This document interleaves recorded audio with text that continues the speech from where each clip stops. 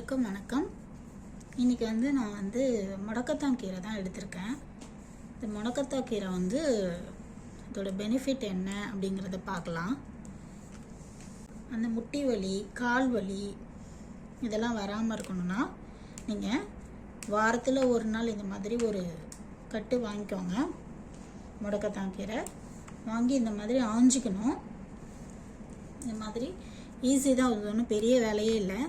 இதை மாதிரி இந்த இலையை மட்டும் நம்ம தனியாக இப்படி எடுத்துக்கணும். இப்படி எடுத்துக்கிட்டு நல்லா அலசணும். இது நல்லா தண்ணியில் 2-3 வாட்டி அலசிட்டு ஒரு 2 நிமிஷம் தண்ணியிலே போட்டு வச்சிங்கன்னா அந்த தண்ணி கீழே பார்த்திங்கன்னா அந்த மண்ணெல்லாம் இறங்கிடும். இதில் மண் சப்போஸ் இருந்ததுன்னா அந்த தண்ணியில் கீழே இறங்கிடும். 1 நிமிஷம் 2 நிமிஷம் போட்டு வைங்க. தண்ணி எல்லாமே தண்ணியில் மண்ணெல்லாம் கீழே இறங்கிடும். அதுக்கப்புறம் நீங்கள் தண்ணியை இருத்துட்டு இந்த முடக்கத்தான் கீரையை மிக்சியில் போட்டு நல்லா அரைச்சிக்கணும். மிக்சியில் கொஞ்சமாக தண்ணி ஊற்றி நல்லா அரைச்சிக்கோங்க. அதை நம்ம இட்லி மாவு வச்சுருக்கோம் இல்லையா, இந்த இட்லி மாவோட நம்ம சேர்த்து இட்லி ஊற்றலாம். இல்லை தோசை ஊற்றணும் அப்படின்னா தோசை மாவில் அதை நீங்கள் தோசை ஊற்றலாம். இதை நீங்கள் தனியாக அரைச்சி ஒரு டப்பாவில் போட்டு வச்சுக்கிட்டு ஃப்ரிட்ஜில் வச்சுக்கிட்டிங்கன்னா நீங்கள் தோசை மாவு இட்லி மாவில் கலந்து தோசை இட்லி சுட்டுக்கலாம். இதில் மிக்சியில் அரைக்கும்போது அதை வடிகட்டிக்கணும். இல்லைன்னா அந்த காம்புலாம் அரையாததெல்லாம் அப்படியே இருக்கும், வடிகட்டிக்கணும். அது புளிச்ச மாவில் நம்ம கலக்கிறதுனால கசக்காது, நல்லாயிருக்கும். அதே நீங்கள் புளிக்காத மாவில் கலந்துட்டிங்கன்னா கசக்கும். ஏன்னா இதில் கொஞ்சம் கசப்பு தன்மை இருக்கும். இல்லை நம்ம மாவு அரைக்கும் போது என்ன செய்யலான்னா, நாள் நம்ம மாவு அரைக்கும் போது இட்லிக்கோ தோசைக்கோ மாவு அரைக்கும் போது இதை நம்ம கழுவிட்டு நல்லா மிக்சியில் அரைச்சிட்டு, ஏன்னா இது மையாது கிரைண்டரில் போட்டிங்கன்னா மிக்சினா நல்லா மஞ்சிடும். உங்களுக்கு இந்த காம்பு கம்புலாம் அரைஞ்சிடும் நல்லாவே.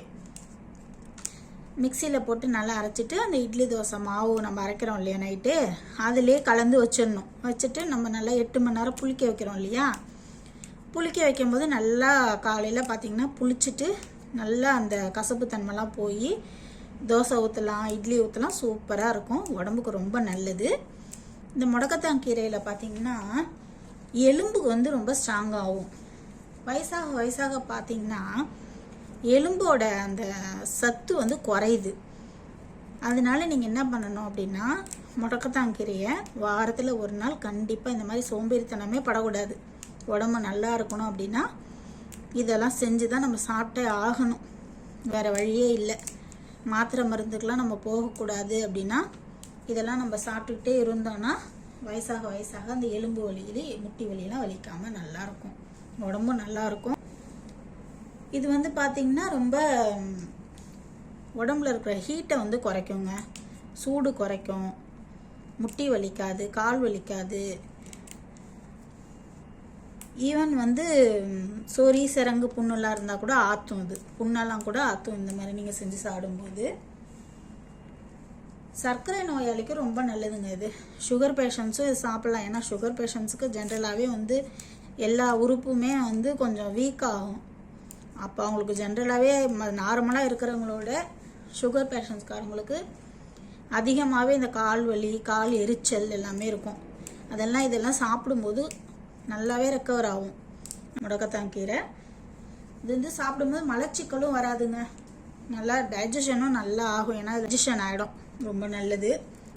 எல்லாருமே முடக்கத்தான் கீரை தோசை இட்லிலாம் செஞ்சு சாப்பிடுங்க. முடக்கத்தான் கீரை பார்த்திங்கன்னா ஃபுல்லாக நான் ஆஞ்சி எடுத்துட்டேன். சிலவங்க அந்த இலையை மட்டும் போடுவாங்க, நான் இந்த காம்போட தாங்க போடுவேன். இது இருக்கு இல்லையா, இந்த காம்பு இருக்கு இல்லையா, அதோடு தான் நான் சேர்த்து போடுவேன். ஏன்னா இது நான் மிக்சியில் அரைக்கிறதுனால நல்லா மஞ்சிடும்.